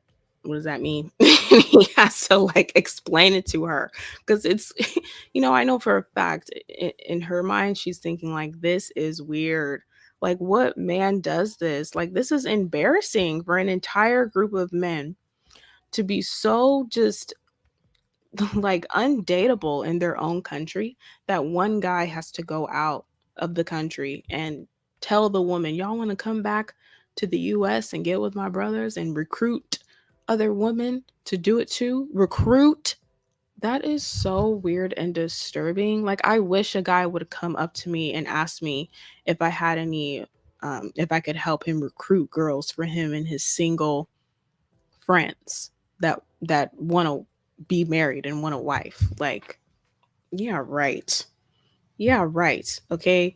I don't know how many of you ladies are actually religious, but in the Bible it says, "He who finds a wife." Okay, you have to be the find the wife. Okay, she doesn't just come to you on your lap. It's his job to find you. It's his job. This is trafficking. Yes, Capricorn. Like, that's why they played this video. So this man's particular live was critiquing the fact that uh, this could be a form of human trafficking. That O'Shea Duke Jackson is trying to traffic Ugandan girls to come here, and the men, the black men, also feel some type of way that African men would have a problem with this. What African men would have a problem with Black American men taking their woman, but they wouldn't have a problem when the Chinese and the white guys come and take their woman. Like, I can't believe he did that and posted it online and literally thought it was okay. Like, that's not okay. The girl don't even know what he talking about. He had to like further explain it. She's all like, "What does that mean to recruit?" Like, I feel sorry for these women in these countries where they don't have the resources us women have here, so that we know what these predatory things look like. Like, this is predatory behavior. Like, he's literally trying to recruit women from another country to be wives to the most bottom tier men in American society. How old is she? I don't know, honestly. No one really knows how old she is. She didn't confirm her age, but I know that O'Shea Du Jackson does not live in the US, I believe. He lives out of the country somewhere. He doesn't live here. So I don't know. So all of this stuff that's coming out, this just came out as well the other day. This video of O'Shea Duke Jackson, like on Friday or something. And then this Secret Service report came out as well as and the other news articles. Like, all these things are coming out targeting the manosphere and highlighting the men in it and what they think and their behaviors. And the Secret Service concluded, y'all need to watch out for these men that use these talking points, that have these behaviors of threats. They don't want to take any accountability. They blame everything on women. They've never had a successful relationship with a woman. The Secret Service said that's kind of like the top thing. If they've never had a successful relationship with a woman, that's the top thing. And I have met plenty of guys while dating, of men who've just been single for years, and it is weird compared to women. Men initiate relationships, so you're out here for years and years and years, initiating no relationships with no woman at 35 and up or whatever, 30 to 35, all through your 20s, no relationship. That's like a decade. That's sick and weird. And then claim that you want a family and a wife and you believe you know how to run a family. You know how to be a husband, but you haven't had a relationship in over 6 years. Are you kidding me? Hell no. Hell no, ladies. Like I keep saying, if these men were a catch, they would have been caught. They would have been caught. Period. Period. So I have the link. I'd love to hear what you ladies have to say, right? Because I posted this a little bit on my community tab. Oh, and I also said a story that I was he's been in Uganda for years. Yeah, that's what I thought. That he was living there. I know he was living out of the country. Yeah, women can sense his weirdness. Women can sense weirdness, y'all. That's why these men be single for a long time, cuz women know the deal. And no woman is going to like no woman is going to deal or settle for a guy who has these social issues, right? But the story I was going to tell you guys that just happened recently. It's a black man, and I was told this story just like the other day. And a black man, he was trying to be in he was training to be a federal agent, and he got kicked out of the training. At first it started because he got into a physical altercation. Right, he got into a physical altercation. I don't know why exactly, but he got into a physical altercation with his like classmates and his other people on the training. So after that altercation, he got investigated. And they investigated everything. They investigated his social media. And he got kicked out of the training because on his social media, he had a bunch of racist and sexist posts. So they found his Facebook. They found everything he was commenting on. They looked at his YouTube. I wasn't told exactly what he was watching and who he was watching, but the things that he were watching supported his beliefs of like anti-whiteness. He was saying racist things about white people and about women, and so they kicked him out of his federal job to be a federal agent, like training to be in the FBI type of thing. So this is what that report was talking about. Stuff like that is going to start happening a lot for these men who want to try to excel in their career and be in these leadership positions. You better hope that no one reports you in any kind of way. The government will investigate you. And like I said, it doesn't matter what you delete. It doesn't matter if you have an icon, your real face, a weird screen name, whatever that is, it doesn't matter. They can find you and they can track you. Okay, this is the internet. Everything is recorded. Even when you press the delete button, it's still there. They can still find it. Yes, girl, they got jobs, but you know, with the Secret Service report, that guy had like a whole lot of jobs. He was easily getting hired into jobs, especially as a school teacher. But they said that back then they didn't have any of this information that they do now. So from now on, that's not happening. The paper trail is going to start. The government is adamant on exposing the derelicts of society. They're adamant on exposing men who are weak and at the bottom. No matter how they present themselves to be or how they are on paper, if they have had consistent failed relationships, they are going to investigate um, other parts of their life. It is what it is. I mean, Kevin Samuels has put himself out there completely and fully as the man who is like spearheading and leading this manosphere movement type of thing, to with his 1 million subscribers and going viral and being the spokesperson and being the spokesperson and all that. So he would be a type of guy. I know I I have no doubts that he would be the type of guy that they would put on that behavioral list as a man who is a threat. I would. So I also came across this Instagram page. Share this with you guys because I also put wounded masculinity in this live. And I don't know if you ladies have heard of this man. This is him in his actual picture. His name, his Instagram name is Masculine Revival. Can you guys see this? Yes, you can. So his name is Masculine Revival on Instagram. I suggest that you ladies follow his page. I mean, it's all about masculinity, but he talks about masculine and feminine dynamics. He's all about traditional values. And his story is he used to also be that type of guy that was like very antisocial, had problems with women, couldn't get a relationship, was very like narcissistic in his relationships, and he tells men things to do to get themselves together. I think he's on Twitter too, but I'm not sure. When a man is uncomfortable in the presence of other men, he is usually uncomfortable in his own sense of masculinity. This is exactly why he needs the presence of other men in his life. The idea that men's only spaces are misogynistic and hate based is insane. Men's only spaces give men the space required to be the type of men that a thriving culture demands.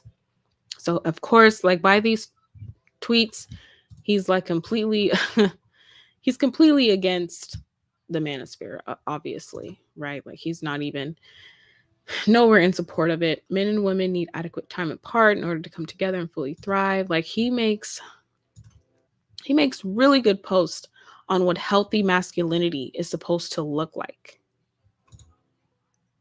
Masculinity in your life equals to femininity in your wife. So it all relates to woman as well. Like he pretty much breaks down why these men and how their wounded masculine is like the real reason why they're attracting other not attracting other masculine women, but bringing, because I don't believe that there's women who are permanently masculine or something. I believe that it depends on who a woman is interacting with, on if she's able to feel safe and secure, which will make her thrive in her femininity, or does she need to be on survivor mode and that will bring out her masculinity.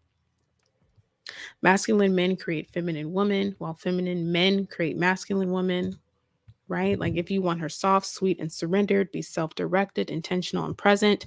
So this guy, like, he has a whole masculinity one on one platform. I think he's only on Instagram though. I don't think he has a YouTube channel. I think he may have a podcast. I'm not sure. Um I'm not sure if he has a I don't think he has a podcast. But he's pro marriage, he's pro traditional family, and he's pro waking men up to this behavior that repels women, keeps them down and feeling less and weak in the first place. And the reason why men have this wounded masculinity, it has nothing to do with what women are doing to them. It has more so to do with their mindset. It has more so to do with their confidence, um their family, type of families they were raised in, childhood experiences. Like it has more so to do with that type of stuff, his motivation, things like that. When he doesn't embody his masculinity, it creates a vacuum in the relationship. She feels the void by wearing the responsibility that he neglects, which hardens her and further emasculates him. All of this changes when he decides to pick up the reins and get back in the driver's seat of his life again. So he talks a lot about men taking charge of their lives. Stop playing victim. Stop blaming women, blaming the system. I was on one of Obsidian's lives, and he literally was screaming in his microphone. Yo, like he's such a weird old man, man. He's so strange to me. And he was literally screaming in his microphone that the reason black men are where they're at is because of black women and the government. That was the reason why. And I was like, are you kidding me right now? Like, are you kidding me? Like, so black men just have no form of control over their lives. Like that's really what they admit when they say that everything is woman's fault and the government's fault. Like if it's all these people's fault, so basically you're weak. You don't have any control, cuz that's what that means. That's what you reveal when you say that. He even says here, weak men create masculine women. When he is weak, feminized, and unsure of how to lead, it forces her into her masculine. His weakness and lack of leadership makes her feel like she has to be the man in the relationship and causes her to lose respect for him, and loss of respect eventually leads to loss of attraction. And these men are always talking about women filing for divorces. And when you break those numbers down, they're usually women that ended up having to like pay 50-50, do work in their job, and then come home and do all the housework and the kids and all that stuff too. And that those are things when a woman can't rest, When a woman can't be in her feminine and she feels like she's now in the controlling seat, that makes her lose attraction. And women cannot last long in those types of relationships when they truly feel like they're doing everything, everything. And I swear, like the type of guys that I've met who want you to mule the most, like it's all types of guys really, but the ones I know for a fact are men who have these mommy issues. Like the men with the mommy issues that saw their single mother struggle, it's like they literally want you to struggle too. Like they see it as a problem if you don't mule, if you're not doing the most all of the time. Like if they're not seeing you stressed out. Like if you want to tell a guy, I just want to relax today, I want to go to the spa, I'm just going to go for a walk, and he's all like, ugh, like you don't have anything else better to do. Like I've had guys respond to me like sometimes I just do it as a test. Like sometimes I'm not really like relaxing all day, I actually have things to do, but I'll test them to test how well they can handle and or respond to me being in my feminine, cuz me resting and doing things that make me happy, that bring me peace, that is a feminine thing to do for yourself. And if a man doesn't like that, he thinks you're just lazy, that is a big sign that he may not want or he may not be able to handle and recognize a feminine woman.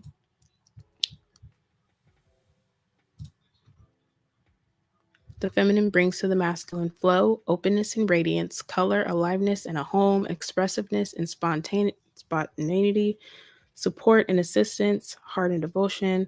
So he talks a lot about this stuff. I absolutely love his Instagram. I love the content that he creates. I think everyone should follow him, especially men. This is a page you can follow right here online. And he does mentoring as well. I think he has men's groups and men's retreats. He has a men's group. He's a masculinity coach for men. Like he dedicates his entire career is dedicated to making men more masculine. They're wounded masculine. So, and this is one more Instagram page. And I still have the link pinned, ladies, if anyone wants to call up and talk about this. So the next page is Jake Woodward. I don't know if you ladies have heard of him as well, but he's kind of the same thing. He's a but he works with both men and women, and he does masculine and feminine energy healing, and he works on intimacy, being able to open up. He does have a podcast, and it's really, really good. I think he also has a YouTube channel too. I will drop the link to his YouTube channel actually. But he takes questions and things like that. He also has a story, right? His before and after. I spent most of my life struggling with being overweight and insecure. He binge ate. He was addicted to pornography. He always drank alcohol, chasing women and meaningless sex. He's now engaged as well. So there are men that don't agree with this manosphere red pill crap, and they actually have businesses dedicated to getting men of that out of that by any means necessary.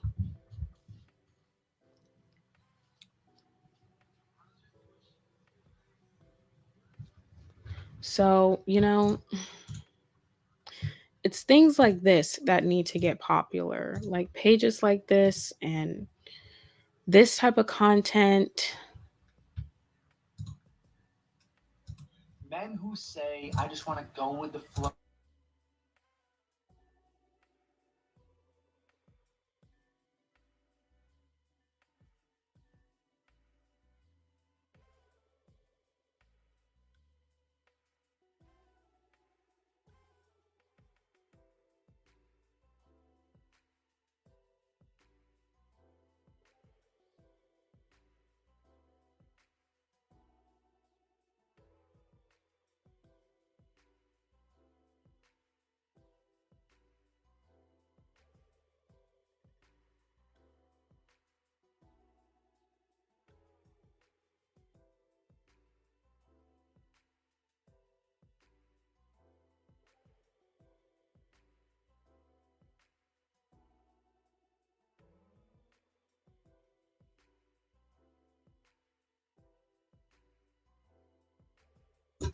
he has a really, really good um he has a really good platform.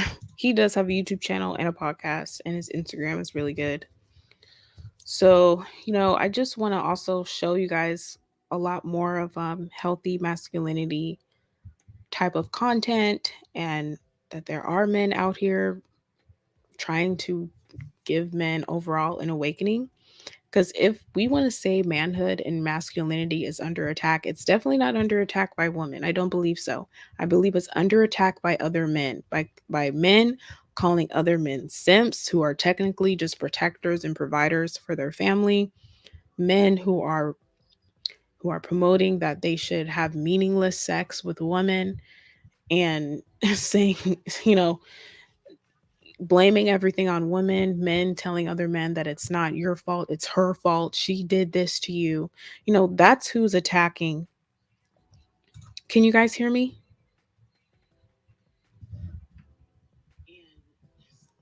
I think you guys should be able to hear me, but um that is who that is who is attacking masculinity. It's not women, it's other men. It's other men giving men horrible advice that's going to ruin their lives long term. It's not women doing this. Not at all.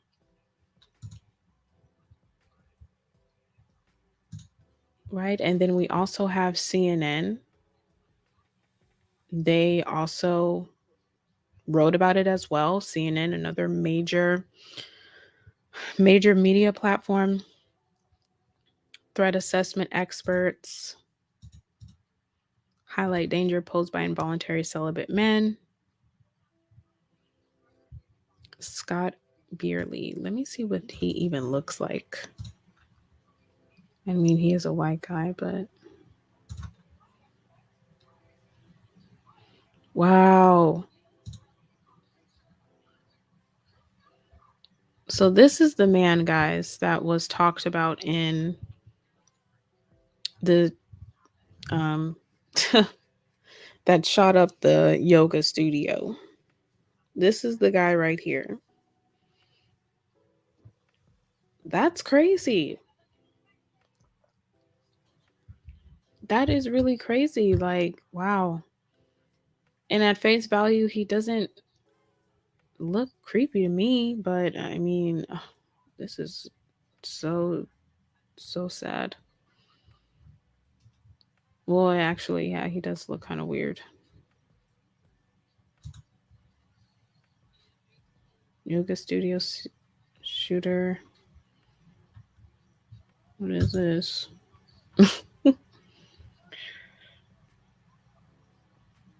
Huh. Oh my God.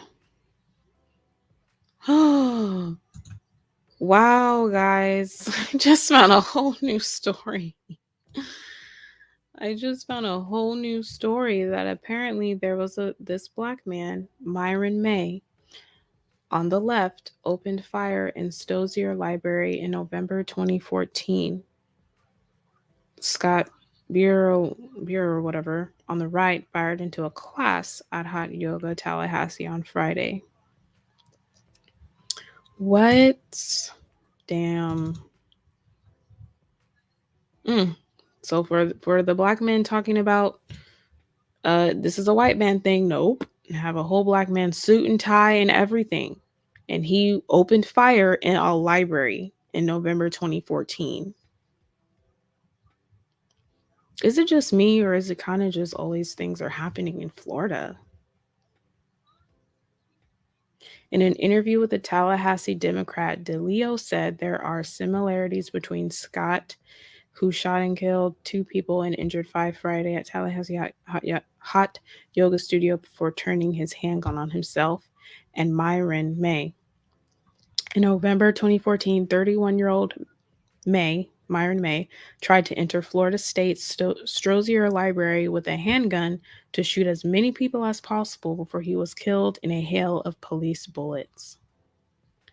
Unfortunately, there are a lot of parallels between this and the library shooting that we experienced here 4 years ago. Wow, where somebody traveled a pretty good distance away to come to our home, to our community, to lash out for no other reason than some feelings of persecution that they identified with. Maybe he felt that that was rooted here. Oh my God, guys. Did you guys know about this? They ended up finding a black man, this man here, who also shot up a library, who had a online persona, who felt angry at society. It says so right here. Both the, I can't pronounce his last name, but the yoga studio guy who was 40 and Myron May, the black man, had bizarre online personas in which they railed against elements of society they felt had wronged them. They both attended FSU and were learned. May was a successful lawyer, this black man was a successful lawyer and community advocate in several states. The I'm gonna just call him Steve, his first name, because I can't pronounce his last name. Steve obtained 2 master's degrees. Remember, I said y'all they be educated on paper, they look good. Was an Army veteran and a former substitute teacher in Volusia County.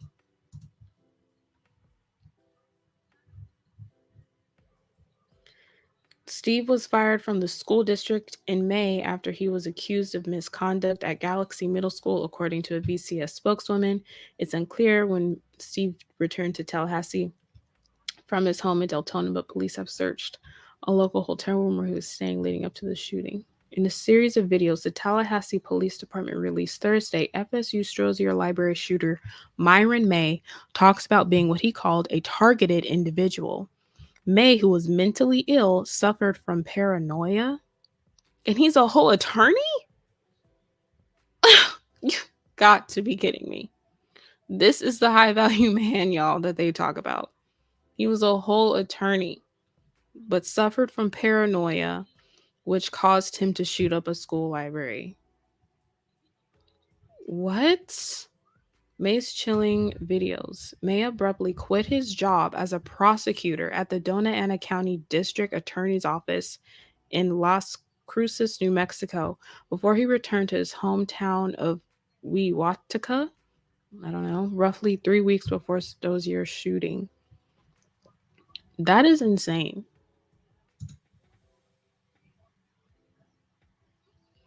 Oh my God. This is crazy, y'all.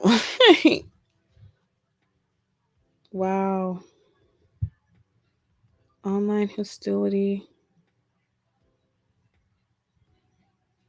Mm.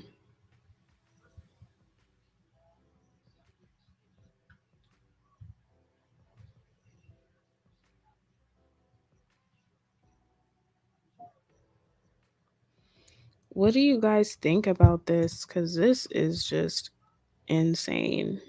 I didn't even know about that black dude. I just so happened to stumble upon it because, the black men are talking about it's the white manosphere. That's crazy. Uh-uh. No way. This is an all man thing. Mm. Well, they have these men on watch.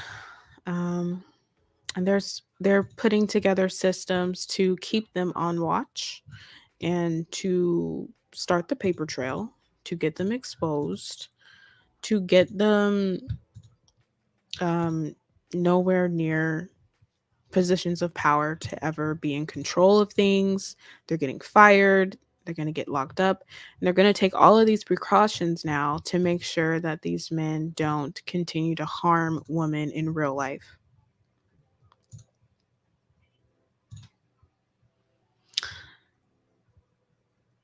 Can you guys hear me still?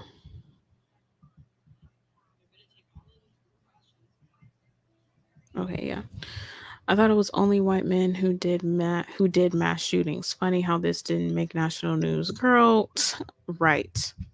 They're always talking about it's only the white men who are doing this. Nope, this black man right here was a whole attorney who suffered from paranoia They claim he suffered from paranoia and had mental issues and shot up the library because he believed he had been wronged by society. How many black men in the manosphere do we hear who believe that the system is doing something to him? Like so many. That's like their it's like one of the main things they go to.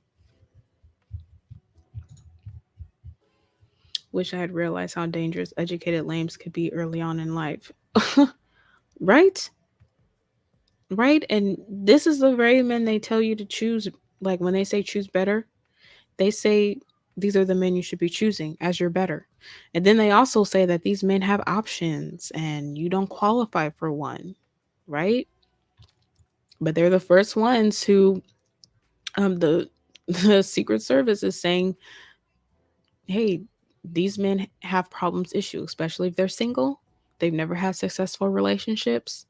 They'll have a long resume, accomplishments on there, but they'll have vitriol towards women because they've never had a healthy relationship with one. And that's been because they've been focused on school and they've been awkward. Even in that report, I think the guy who ended up shooting up the hot yoga studio, when he was younger in high school, his friends would like laugh at him and he would taunt them and say, I'm going to be successful because I'm focused on school and not on girls. I'm going to try to find it.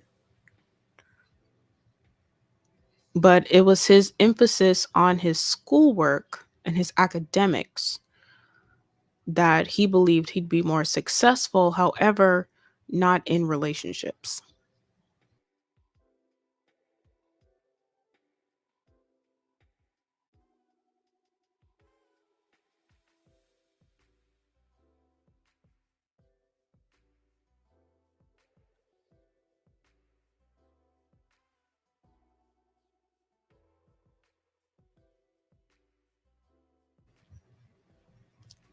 Can y'all hear me? I feel like my service is a little low. So this is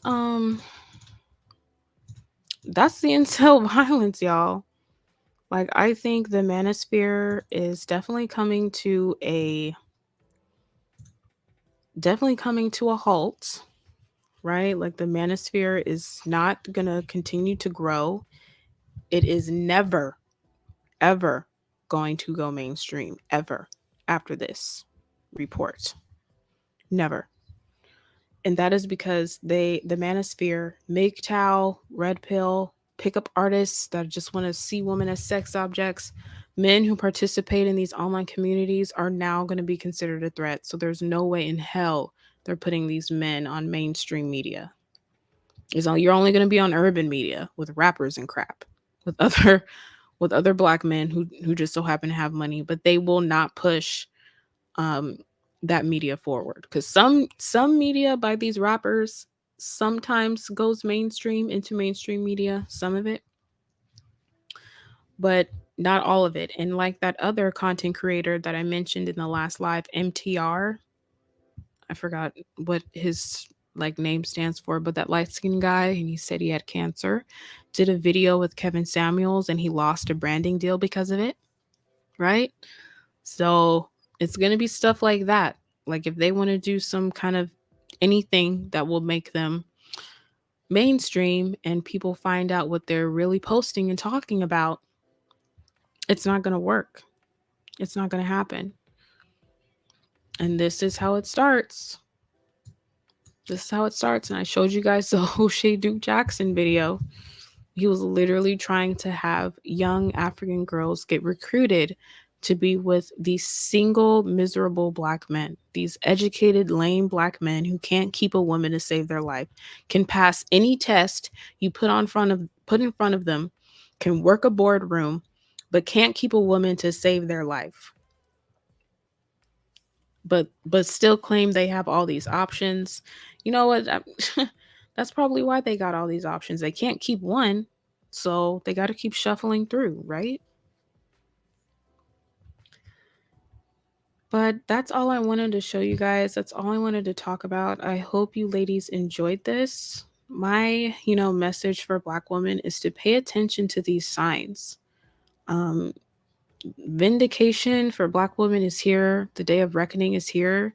This is only the beginning. Guys, like the Secret Service and these types of reports do not get released in vain, okay? They release this stuff and serious actions are going to take place because of it. And it's only a matter of time before we start seeing real men like literally losing their livelihoods because they want to threaten women and girls online for not wanting to sleep with them, or criticize these women because they're not married at a certain age, because they're not married at 21 years old. Psychotic things, all things that aren't even in alignment with society and as a reality. Like I've said plenty of times, like the red pill, want to marry girls 21 to like 24, when if you go to real marriage data, women in those age groups are not the majority married. Majority of women in the US that are married are 28, 29, up to 35 years old. That's it. It's not a bunch of 21-year-old girls marrying men who are in their 50s or late 40s. Like that's not that's not happening. Barely ever. And if it does happen, those age gap relationship marriages actually don't last at all. They don't. So it's a bunch of fantasy talk going on in the manosphere. They really wanted to go mainstream, but then this just came out.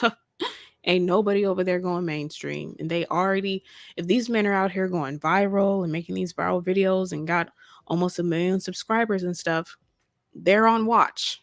You can't just have 1 million subscribers and just not be on watch. Like you have 1 million people co-signing your message. Y'all all being investigated.